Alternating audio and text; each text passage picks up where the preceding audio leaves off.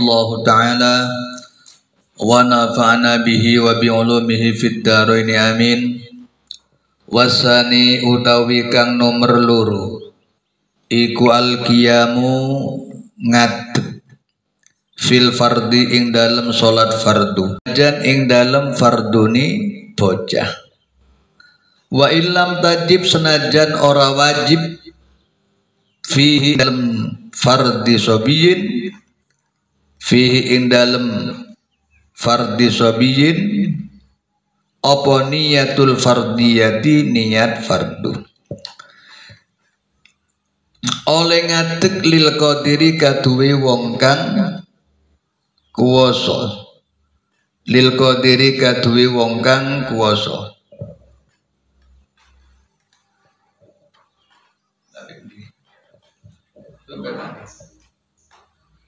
Jumber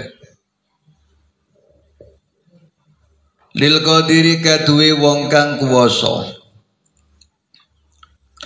alaihi ing atasi qiyam rukun sholat yang nomor 2 adalah berdiri untuk sholat fardu walaupun bentuk fardunya fardu kifayah, walaupun yang melakukan anak kecil yang belum balik, walaupun anak kecil itu belum berkewajiban niat fardu, tetap wajib berdiri bagi yang mampu. Wa yasululan hasil opal qiyamu ngadeg binas bidhahri kelawan jejegaken gegere qadir, kelawan jejegaken gegere qadir. Wa in atroko senajan dingkluaken sapa al qadir, wa in atroko senajan dingkluaken sapa al qadir ra'sahu ing sirai al qadir bal huwa bali utawi itraq utawa atroko bal huwa bali utawi itraq iku sunnatun sunnat. Jadi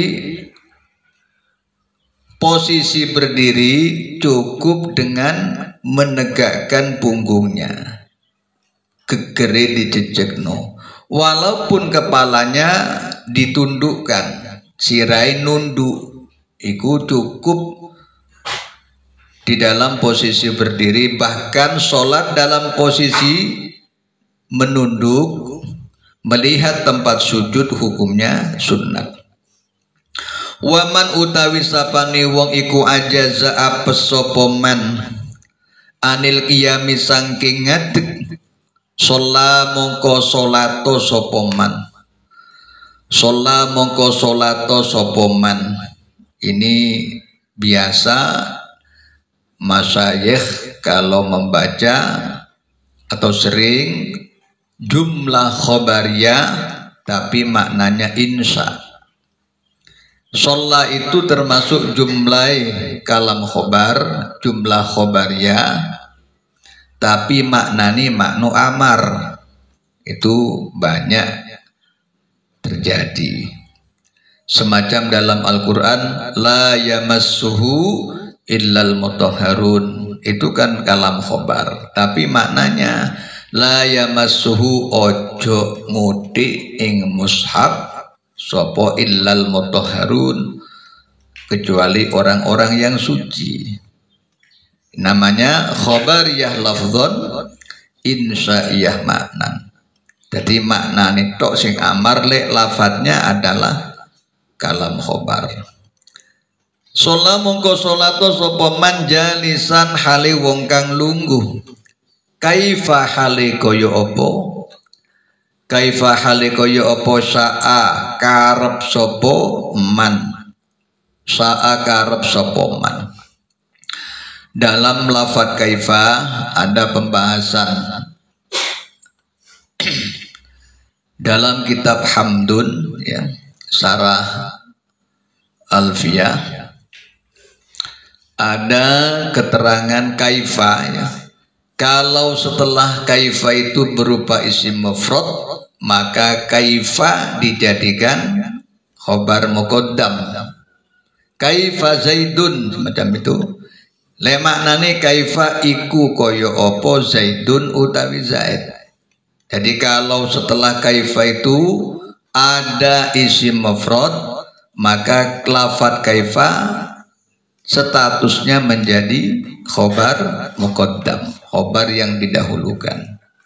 Kalau setelah lafadz kaifa berupa jumlah fiil semacam kaifa sya'a, ini setelah kaifa ada lafadz sya'a berupa fiil, maka lafadz kaifa statusnya menjadi hal. Gampang bisa diingat ya. Jadi lafadz kaifa itu menjadi apa? Karin delok melihat setelah kaifa. Kalau setelah kaifa itu bentuknya isim mufrad, kaifa dijadikan khobar dan isim mufrad setelahnya dijadikan mubtada. Tapi kalau setelah kaifa ada jumlah fiil, maka kaifa dijadikan hal. Kaifa hali koyo apa sa'a karep sapa man. Apabila orang itu tidak mampu berdiri, maka sholatlah dalam posisi duduk. Seperti apa duduknya? Kaifa sa'ah, tergantung maunya yang sholat. Bisa duduk seperti duduknya orang tahiyat, bisa duduk dalam posisi bersila, boleh. Jadi sesukanya. Cuma yang bagus adalah duduk seperti duduknya orang tahiyat. Fa inna jaza mongko lamun apes sapa man anil julusi sangking lungguh, itoja'a mongko turwa miring sapa man. Itoja'a mongko turwa miring sapa man ala jambihi ingatasi lambung iman, ingatasi lambung iman, wastaqbala lan madhepo sapa man, lan madhepo sapa man al kiblata ing kiblat, oleh madhep biwajhihi kelawan wajah iman, kelawan wajah iman nadban kelawan sunat, wa muqaddami badanihi lan ngarepi badan iman, lan ngarepi badan iman oleh madhep wujuban kelawan wajib. Kama koyok barang fil qiyami kang tetep ing dalem ngadeg, fil qiyami kang tetep ing dalem ngadeg, wal qu'udi lan lungguh, in amkanahu lamun kongang ingman, lamun kongang ingman, kongang itu bisa opo al istiqbalu madhep, opo al istiqbalu madhep oleh madhep bi muqaddamil badani kelawan ngarepi badan, kelawan ngarepi badan, wa illa lan lamun ora amkanahu, wa illa lan lamun ora amkanahu fabil wajhi mungko madhepo kelawan wajah, fabil wajhi mongko madhepo kelawan wajah, fakot hale belakani wajah, fakot hale belakani wajah. Fakot ini faknya zaidatun litazinil lafzi, fak tambahan sebagai hiasan lafaz. Kama koyok keterangan, kama koyok keterangan fituhfati kang tetep ing dalam kitab tuhfah, fituhfati kang tetep ing dalam kitab tuhfah. Kalau tidak mampu duduk, maka sholatlah dalam posisi berbaring. Berbaring menggunakan lambung, menggunakan pinggang ya, menggunakan pinggang, dan menghadap kiblat dengan wajahnya. Jadi kalau tidak mampu duduk, maka sholat berbaring pakai pinggangnya, pinggang sisi lambung ya, dan menghadap kiblat menggunakan wajah. Ini sunat. Jadi wajah dihadapkan ke kiblat sunat, dan menggunakan badan bagian depan dihadapkan ke kiblat ini wajib. Jadi badan depan menghadap kiblat, sedangkan wajah sunat saja menghadap kiblat. Yang penting badan depan menghadap kiblat. Itu pun apabila sempat atau mampu menghadapkan badan ke kiblat. Kalau sudah tidak mampu, jadi kalau miring badannya dihadapkan ke kiblat tidak mampu, tidak kuat, maka cukup wajah saja yang dihadapkan ke kiblat. Wa yusannu landin sunnataken opo kaunul ittijai anani turu miring. Opo kaunul ittijai anani turu miring iku ala jambihi tetep ingatasi lambungi man. Iku ala jambihi tetep ingatasi lambungi man al aimani kang tengen. Kal mayyiti hali koyok mayyit. Kal mayyiti hali koyok mayyit fil lahdi. Tingkai mayyit fil lahdi atau sifat fil lahdi kang tetep ing dalem luang landa. Kang tetep ing dalem luang landa atau hal boleh hali tetep ing dalem luang landa. Fil mayyiti tingkai mayyit fil lahdi hali tetep ing dalem luang landa. Orang yang tidak mampu sholat duduk, maka sholatlah dalam posisi tidur miring. Pada saat tidur miring mana yang bagus? Apa pakai lambung kiri atau lambung kanan? Yang bagus, yang sunat adalah menggunakan bagian sisi kanan. Jadi sisi kanan yang dipakai untuk tidur, seperti halnya mayit di dalam lubang landa. Mayit di lubang landa kan miring, berbaring, kepala di utara, berarti lambung kanan. Maksudnya lambung sisi bagian kanan yang dipakai berbaring. Lafadz mayit ini perlu dicatat ya. Lafadz mayit menurut asalnya ya. Menurut asalnya dibedakan antara hidup dan mati. Jadi lafadz mayit, ada mayit pakai tasdid, ada maitun tanpa tasdid.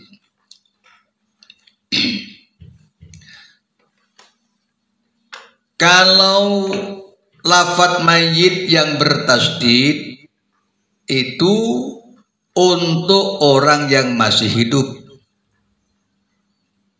Kalau orang yang sudah mati, maka tanpa tasdid, maitah, bangkai, maitun, bangkai.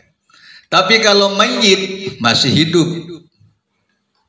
Jadi dalam sebagian kitab diterangkan amal musyaddadu fawwal hayyul ladzi sayamutu. Lafadz mayit yang pakai tasdid adalah orang hidup yang akan mati. Itu mayit pakai tasdid. Seperti ayat innaka mayyitun wa innahum mayyituna. Itu pakai tasdid. Jadi le ono tasdid berarti masih hidup. Kemudian lafadz maitun bi fathil mimi wa sukunil ba. Mimnya fathah, ya wa sukunil ya, iya-nya sukun, maitun. Wa huwa man faraqat ruhuhu jasadahu. Adalah orang yang ruhnya sudah terpisah dari jasad. Berarti bangkai. Jadi kalau maitun mimnya fathah ya-nya sukun adalah man faraqat ruhuhu jasadahu, adalah orang yang nyawanya sudah terlepas dari jasad, itu mayit. Ini merupakan hukum asal atau undang-undang asal seperti itu. Cuma kadang-kadang berlaku sebaliknya. Kalau berlaku sebaliknya berarti tidak ikut yang asal. Ya.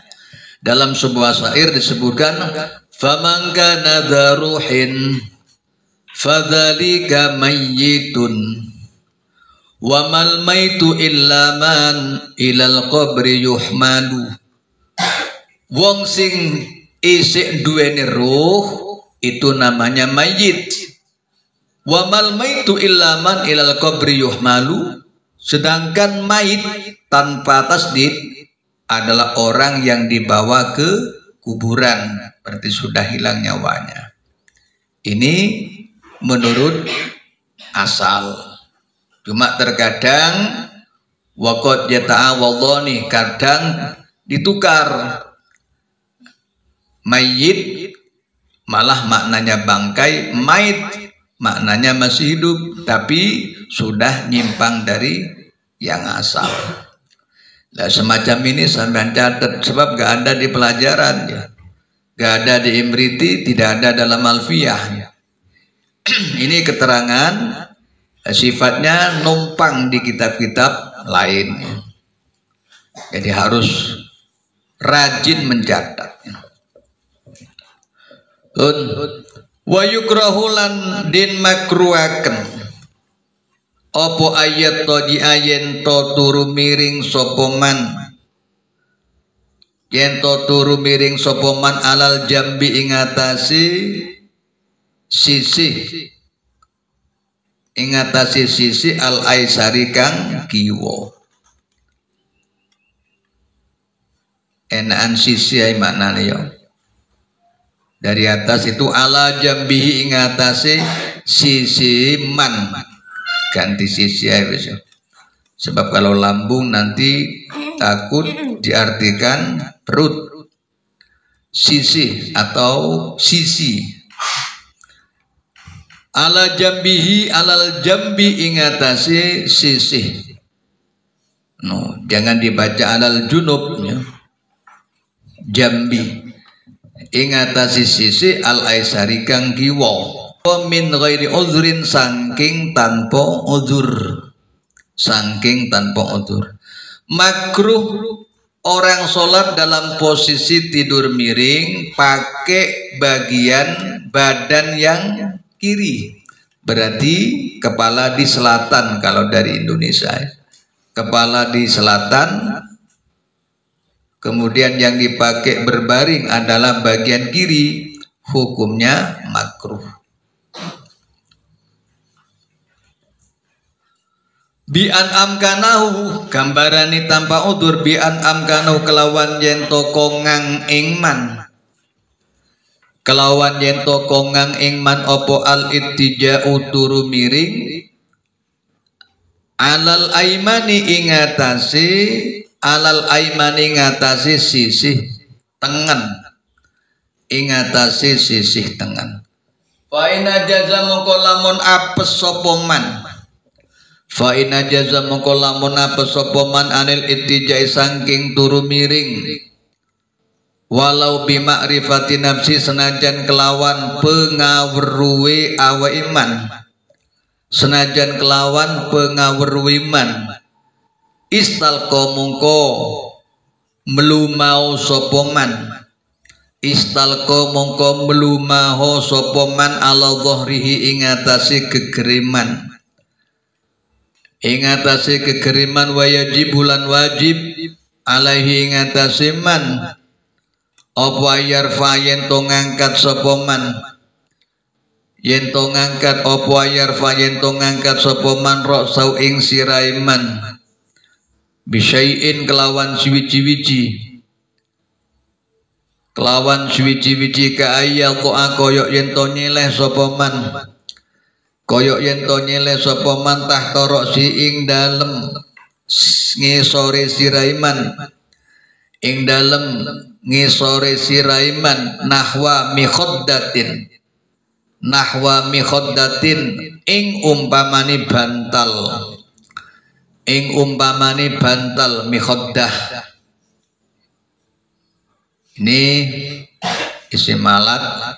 Mikhaddatun jamaknya makhaddun. Mikhaddatun jamaknya makhaddun. Pun kalau terus liyastakbala drapun madhep sapa man al-kiblata ing kiblat oleh madhep biwajhi kelawan wajaiman lassamaa ora ing langit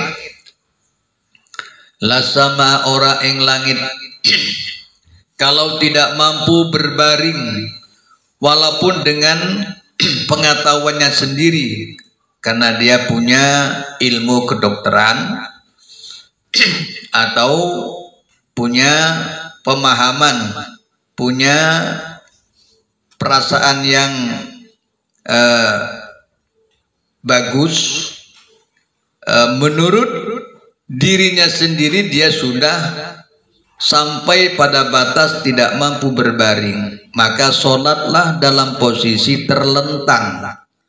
Sholat terlentang pakai punggungnya, terlentang di atas punggung.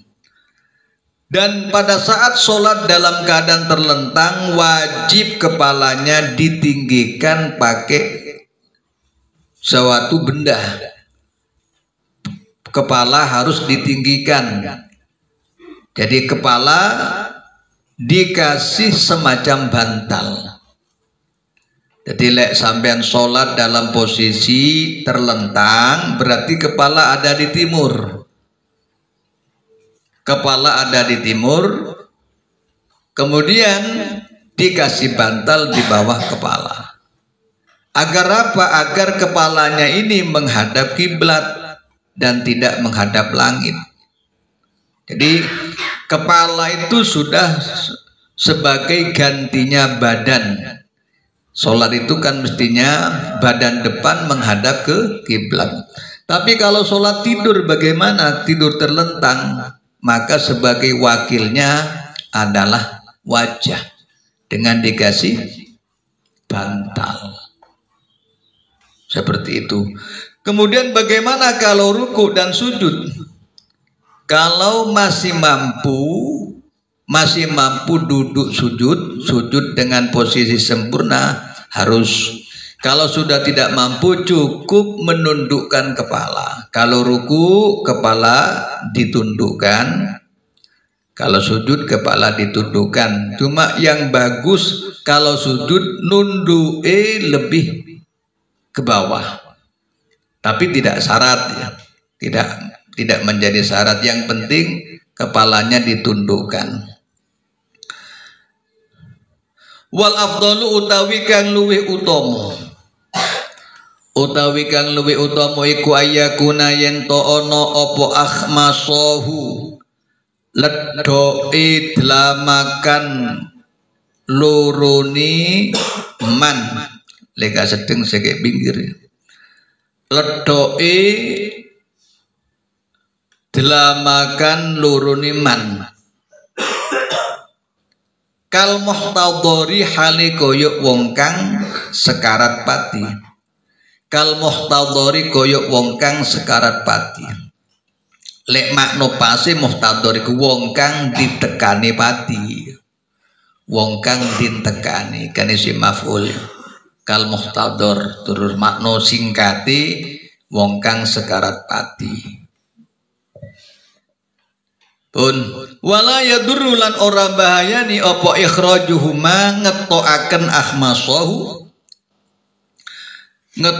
akhmasahu anha saking kiblat li annahu krana sutuhuni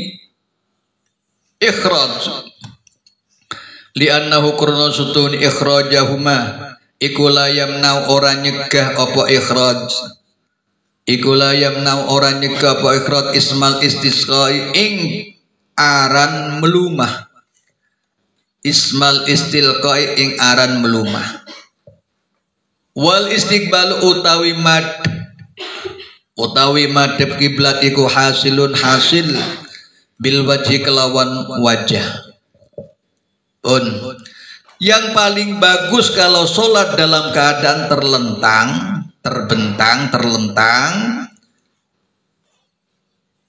kedua kaki masuk ke lekukan sikil, lekukannya kaki dihadapkan ke kiblat seperti halnya orang yang mau meninggal. Orang yang mau meninggal kan bagusnya begitu. Kalau sudah parah maka seperti apa? Dihadapkan kepala di timur, dikasih bantal. Seperti itu kalau orang sudah hampir meninggal ya. Cuma tidak kaprah. Kalau di kampung-kampung tetap sesuai dengan ranjangnya ya. Sesuai dengan ambennya. Tapi kalau bagusnya, kalau orang yang hampir mau meninggal itu seperti orang yang sholat terlentang, kepala di timur, kemudian kaki dihadapkan ke kiblat. Cuma kalau kaki ini tidak wajib, yang wajib itu kepala menghadap kiblat dengan diganjal semacam bantal. Maka disebut wala yadurru ikhrajuhuma anha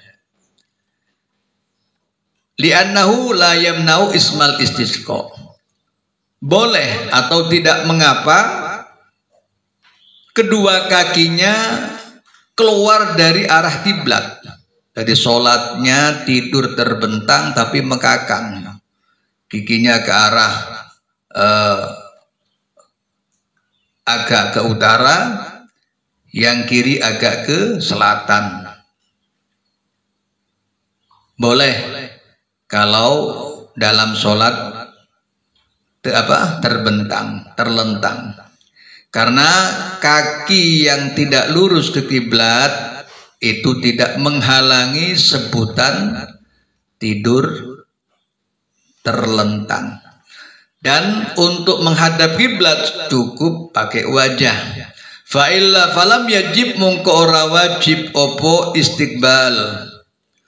Falam yajib mongko ora wajib opo istiqbal bi ghairihi kelawan liyani wajah. Kelawan liyani wajah mimma sangking barang silai malam lam yuhad kang ora din weruwi. Lam yuhad kang ora din weruwi opo al istiqbalu madhep. Opo al istiqbalu madhep bihi kelawan ma. Jadi tidak wajib menghadap kiblat pakai selain wajah, yaitu barang-barang yang tidak dikenal madhep dengan barang tersebut. Jenenge madhep ya pakai wajah. Madhep dengan liyani wajah gak dikenal. Itu tidak disyaratkan kalau menghadap ke kiblat pakai selain wajah. Naam bener al istiqbalu hasilun bil wajhi. Naam bener al istiqbalu hasilun bil wajhi. In ta'adzaro lamun angel opo al istiqbalu madhep bil wajhi kelawan wajah, wajaba mongko wajib opo istiqbal. Wajaba mongko wajib opo istiqbal birrijli kelawan sikil. Tahsilan krono ngasilaken. Tahsilan krono ngasilaken lahu marang istiqbal. Lahu marang istiqbal bi ba'dil badani kelawan sebagiani badan.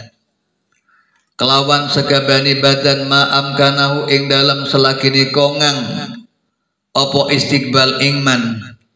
Ma'am kanau ing dalam selakini kongang opo opo istiqbal ingman. Kalau tidak mampu menghadap kiblat dengan wajah, maka wajib kakinya yang dihadapkan ke kiblat. Jadi kalau tidak mampu menghadapkan wajah ke kiblat, maka wajib kakinya sebagai ganti untuk menghadap Ka'bah. Tahsilan lahu bi ba'dil badan, karena untuk menghasilkan menghadap kiblat dengan sebagian badan sepanjang dia mampu, sak kongangi, sak mampu nih. Karena kalau wajah tidak bisa, maka kakilah sebagai penggantinya. Wa yajibulan wajib opo ayajlisa yen to lungguh sapa man opo ayajlisa yen to lungguh sapa man jalasa yajlisu mimba bidoroba yadribu.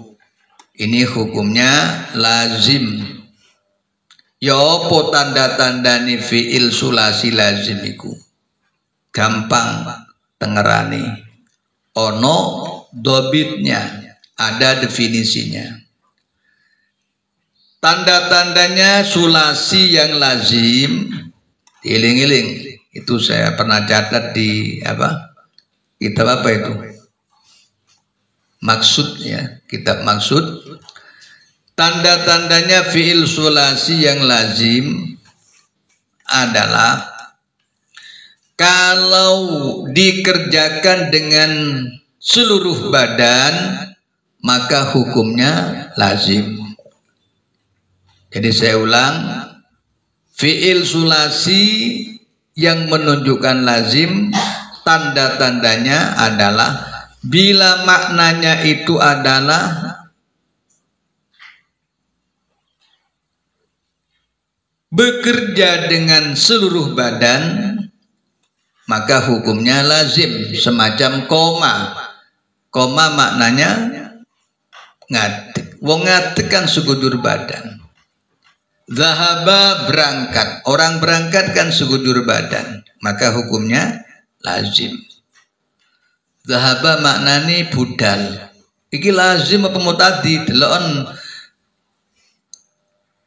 Karena lafaz zahaba itu berangkat, dan berangkat itu dikerjakan sekujur badan, berarti lazim. Wa ma yuf'alu bi utwin wahidin, barang-barang yang dikerjakan dengan satu anggota, semacam dikerjakan oleh tangan saja. Au qalbin, utau dikerjakan oleh hati. Au hissin, utau perasaan, atau ya perasaan, maka hukumnya muta'addi. Contoh semacam doroba. Doroba maknanya memukul. Jenenge mukul bukan pakai sekujur badan, ya, tapi pakai tangan. Bisa satu tangan, bisa dua tangan, ya. Jadi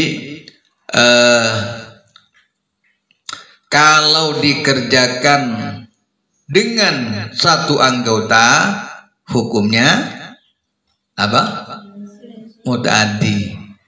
Contohnya doroba, mukul pakai anggota. Nasoro nulung pakai apa? Sebagian anggota. Maka hukumnya muta'addi. Kemudian dikerjakan dengan hati, semacam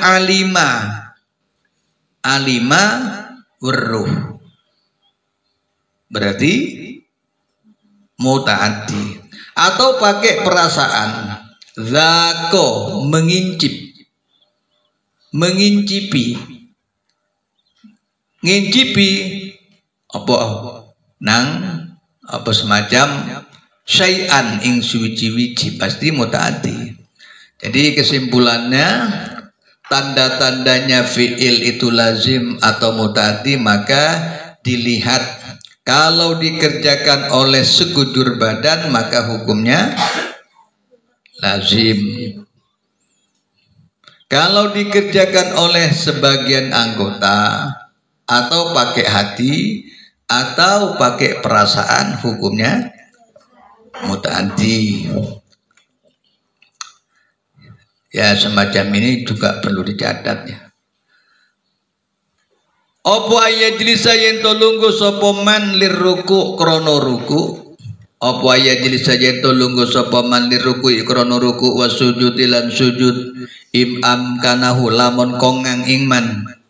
In amkanu lamun kongang ingman apa zalika mengkono julus. Apa zalika mengkono julus bian atau kohuma kelawan yen to kuat sapa man ing ruku wasujud. Kelawan yen to kuat sapa man ing ruku wasujud.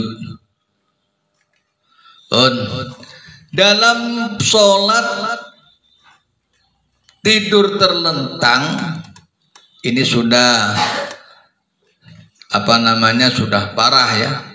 Sholat tidur terlentang, kepala di timur, kemudian di bawah kepala dikasih bantal.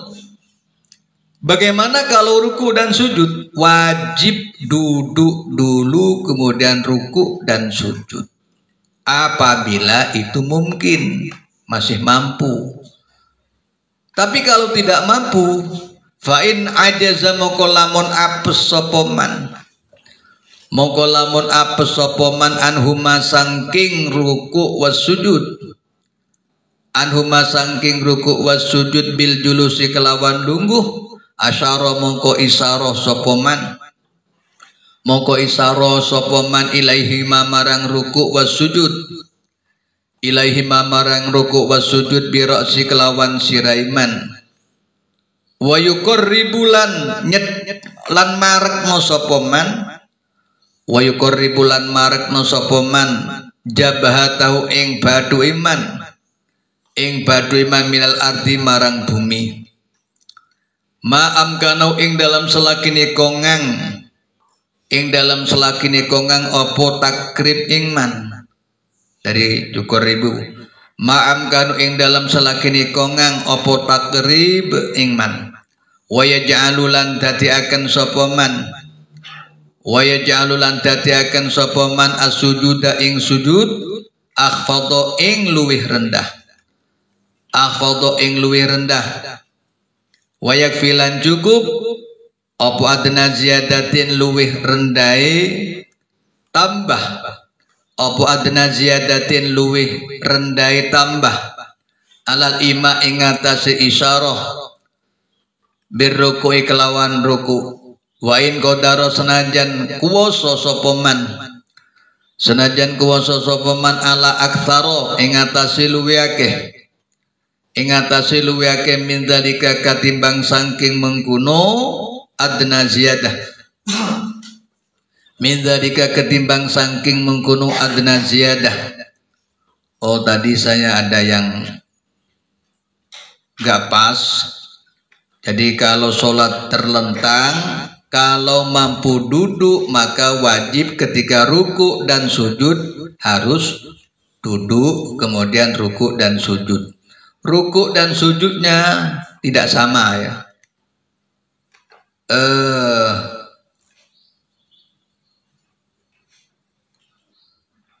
Oh ya, pasti tidak sama. Jadi kalau ruku sempurna, kalau sujud sempurna. Apabila sudah tidak mampu dalam posisi duduk, mau ruku tidak bisa duduk, mau sujud sudah tidak bisa duduk. Bagaimana? Maka kalau tidak mampu sholat dalam keadaan sujud dan ruku sempurna, maka cukup isyarah pakai kepala. Isyarah dengan menundukkan kepala. Dan wa yuqarribu jabhatahu minal ardi ma'amkanah. Dan dahi didekatkan ke lantai sepanjang dia mampu.